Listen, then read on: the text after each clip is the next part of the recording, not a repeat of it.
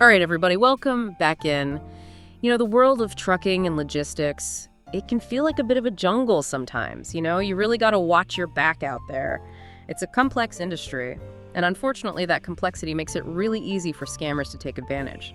So for this deep dive, we're going to shine a light on something super important: how to avoid getting scammed in trucking in America today. Yeah, you got that right.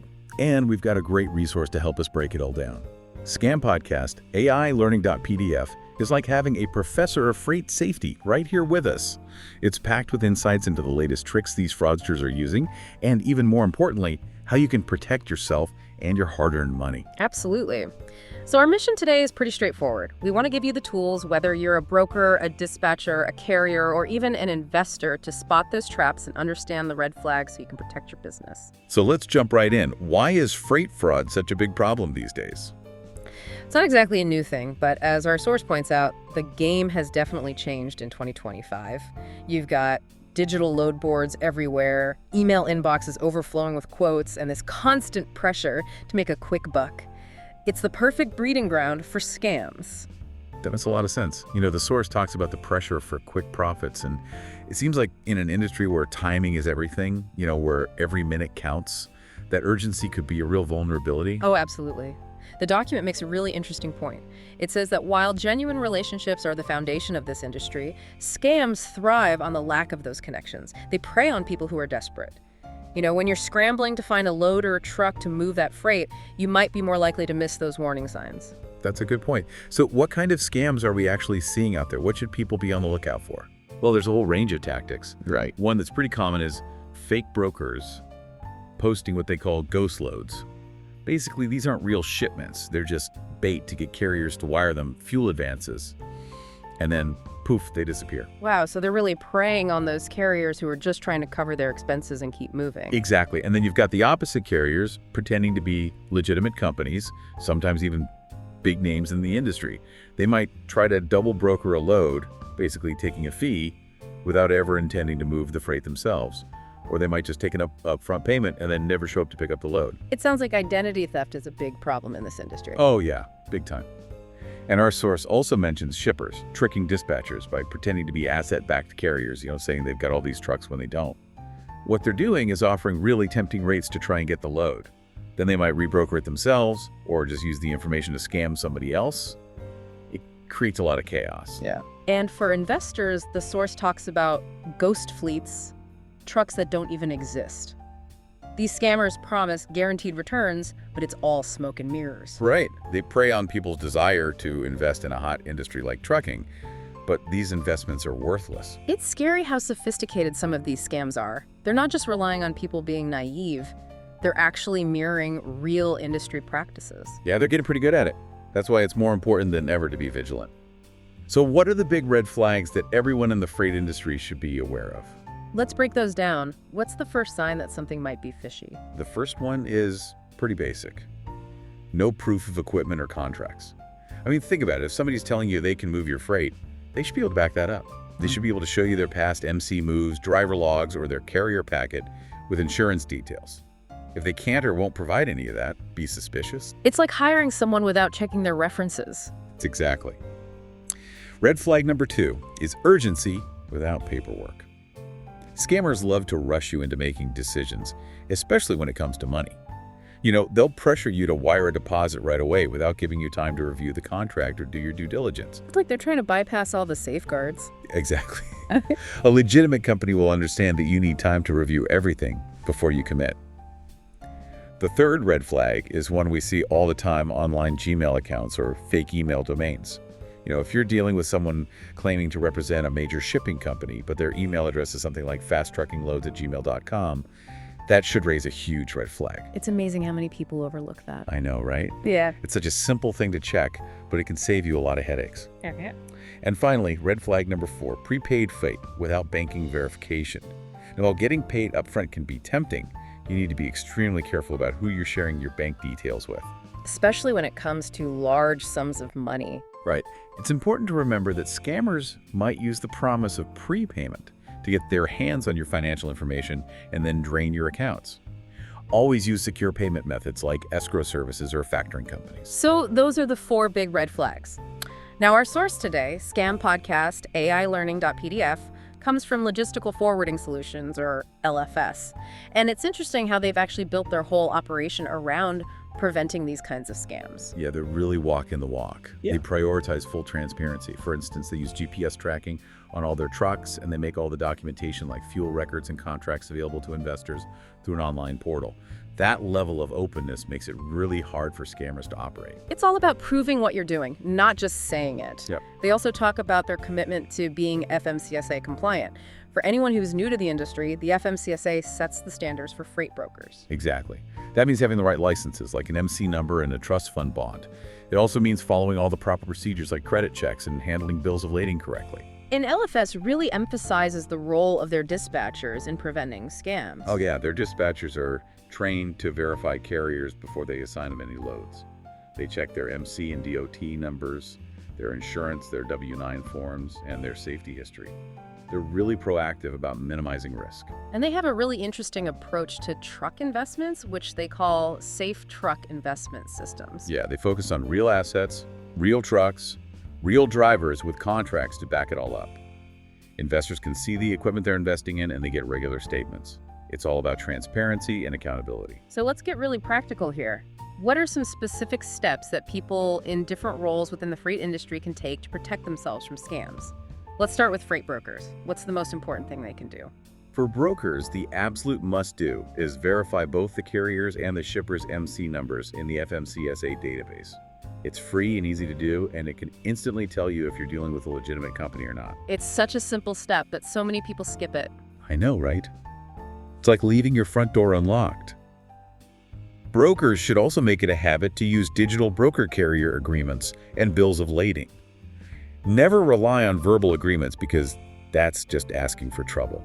And what about those unsolicited email quotes that seem too good to be true? Be very, very careful with those. Prioritize working with shippers you already have a relationship with, and if you do get a quote out of the blue, do your homework before you commit. And on the financial side, what can brokers do to protect themselves? When you're dealing with large sums of money, especially consider using an escrow service or a reputable factoring company. That way the money is held by a neutral third party until the delivery is confirmed. It adds an extra layer of security. Now, what about dispatchers? They're often juggling so many things at once. What are some key takeaways for them? For dispatchers, never ever dispatch a load for a carrier without verifying their operating authority first. You can't be too careful. It's also important to educate your carrier clients about the different types of broker fraud so they can be on the lookout as well. And stick to working with brokers who are verified on reputable platforms like D-Truckstop or the FMCSA website. So it's all about communication and verification at every step of the process. Now, what about trucking company owners? What should they be doing to avoid scams? Trucking company owners need to be really wary of those unsolicited prepaid loads, especially if they're from a company they've never worked with before. Always verify the shipper's identity by calling a publicly listed phone number. Don't just trust the contact info in the email or message. Those can be faked. That's a good point. It's always better to be safe than sorry. Absolutely. And factoring services can be a great way for trucking company owners to manage their invoices and get paid securely. There are some really good companies out there like RTS and OTR. And just like brokers vet their carriers, trucking companies should vet every broker they work with. Ask for their MC number, their bond details, and get references from other carriers. So it sounds like due diligence is key for everyone involved in the freight industry. Now, for investors, what advice does our source have for them? For investors, the key is to demand transparency and proof. Don't invest in any trucking venture that can't show you exactly how they operate and where your money is going. Make sure the trucks you're investing in have clear ownership, ideally titled in your name, and are properly insured under a DOT-compliant policy. You should also ask to see live TMS reports or driver logs to make sure the trucks are actually out there working. Avoid any investment where you don't have clear visibility into the operation. It's like the old saying, trust but verify. Exactly. And don't be afraid to ask tough questions. If something sounds too good to be true, it probably is. Now, our source actually shares a really interesting anecdote about Michael Thomas, the founder of LFS. He almost got scammed himself as a carrier. Yeah, it's a great example of how even experienced people can fall victim to these schemes. So Michael's company got what seemed like a normal request for, quote, they gave a competitive price, submitted their bid, and it was accepted. So far, so good. Sounds pretty standard. Right. Then they got the offer for a prepaid load, 50% upfront and 50% upon delivery, which again isn't that unusual in the industry. So where did things start to go wrong? Well, the shipper asked for Michael's company's bank information so they could wire the upfront payment. And that's when the alarm bells should have started ringing. Because that's how they were going to steal the money. Exactly. But what's really scary is that these scammers were good. They had spoofed a legitimate company, copied their email format perfectly, and they were using professional language in all their communications. So it was a very convincing scam. Oh yeah, very convincing. Luckily, Michael and his team decided to verify the shipper before giving them any bank details. They called the company's publicly listed phone number. And what happened? Well, it turned out the company had no record of the, quote, co. The contact person Michael had been dealing with didn't work there, and the whole load offer was fake. That one phone call saved them from a huge financial disaster. It's a good reminder that taking a few minutes to verify information can really pay off. Now, even with the best precautions, sometimes things go wrong. So what should someone do if they think they've been scammed? If you think you've been a victim of a freight scam, the first thing you need to do is report it to your local police department. File a police report so there's an official record of the incident. And then what? After that, you need to contact the federal authorities, the U.S. DOT Office of Inspector General, or OIG. They investigate fraud related to Department of Transportation programs. You can reach them at 800-424-9071 or file a complaint online.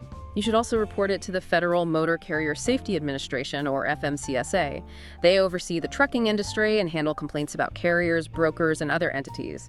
You can file a complaint online through their National Consumer Complaint Database, or call them at 1-888-368-7238. And the scam involved any online activity, you should also report it to the FBI's Internet Crime Complaint Center, or IC3. You can find their online complaint form on their website. And don't forget the Federal Trade Commission, or FTC. They collect reports on all kinds of fraud. Their online complaint form is on their website, and their helpline number is 1-877-FTC-HELP. You should also inform your state attorney general's office. They handle consumer protection issues at the state level. You can usually find their contact info on the National Association of Attorneys General website. So you've reported the scam to the authorities. What should you do next? Well, you need to start protecting your finances. Check your bank and credit card statements carefully for any unauthorized transactions.